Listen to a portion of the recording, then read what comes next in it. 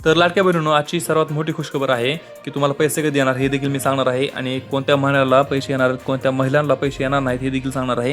आणि बहिणींनो, अनेक महिलांना प्रश्न पडतो की काहींना नियमित पैसे येतात पण काहींचे पैसे महिने अडकून राहतात. म्हणजे पैसे कधी येणार हे तर मी तुम्हाला सांगणारच आहे.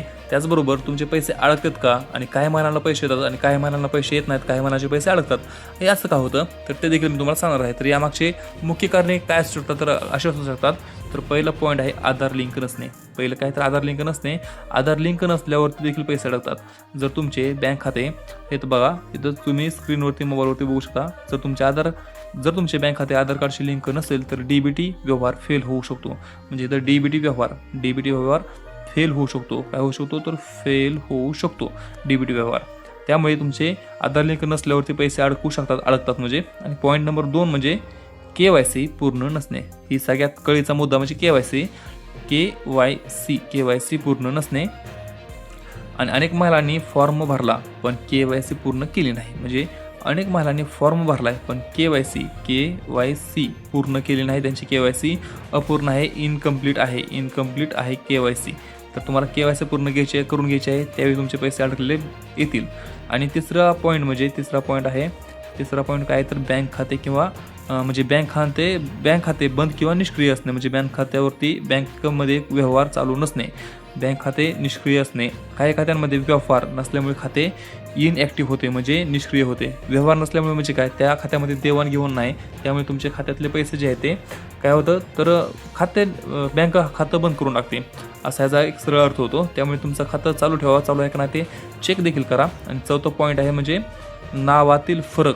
म्हणजे नावामध्ये जर फरक असला म्हणजे जो तुम्ही फॉर्म भरला त्यामध्ये आधार कार्ड आणि बँक खात्यातलं नाव वेगळे असेल तर पैसे येण्याचा अडथळा निर्माण होतो. त्यामुळे आधार कार्ड आणि बँक खात्यात नाव वेगळे असल्यास पैसे अडकतात. त्यामुळे ते नाव चेक करा की नाव बरोबर आहे की चुकीचं आहे, ते म्हणजे वेगळं नाव आहे का. दोन्हीकडे एकच नाव पाहिजे, सेम नाव पाहिजे, त्याच वेळी पैसे येतात. आता पुढचा 5वा पॉईंट आहे मोबाईल नंबर अपडेट नसणे. म्हणजे मोबाईल नंबर अपडेट नसणे त्याने काय होतं तर OTP व्हेरिफिकेशन होत नाही, डीबीटी स्टेटस पेंडिंग राहतं आणि OTP येत नाही. म्हणजे डीबीटी स्टेटस पेंडिंगला राहिलं की पैसे येत नाही तुमच्या खात्यामध्ये डायरेक्ट सरकारने सोडल्यावरती. म्हणून OTP व्हेरिफिकेशन होत नाही आणि पैसे खात्यामध्ये येत नाहीत. त्यामुळे सर्वप्रथम तुम्हाला काय करायचं तर तुम्हाला आधार लिंक तपासायचा आहे, बँक खाते ॲक्टिव्ह ठेवायचं आहे, KYC पूर्ण करायचे आहे, मोबाईल नंबर अपडेट ठेवायचा आहे. कारण हे काम पूर्ण असेल तरच पैसे वेळेत येण्याची शक्यता वाटते. जर हे 4 कामं नसतील तर तुमचे पैसे खात्यामध्ये येतील का तर नाहीत येणार. कारण तुमचे हे कामं जर असतील तर तुमच्या खात्यामध्ये पैसे येतील. त्यामुळे तुम्हाला हे कामं सर्वात आधी करून घ्यायचे आहेत. जर तुमचे पैसे अडकले असतील, पैसे रखडलेले असतील तर तुम्हाला हे कामं सर्वात आधी करून घ्यायचे आहेत. त्याचवेळी तुमच्या खात्यामध्ये पैसे जमा होणार आहेत. आणि ज्यांचे हे सर्व कामं पूर्ण आहेत त्यांच्या खात्यामध्ये येत्या 5 ते 6 दिवसामध्ये तुमच्या खात्यामध्ये पैसे जमा होणार आहेत. 1,500 रुपये जर 1 महिन्याचे आणि 2 महिन्याचे राहिले असतील तर 3,000 रुपये तुमच्या खात्यामध्ये एकत्रित जमा होणार आहेत.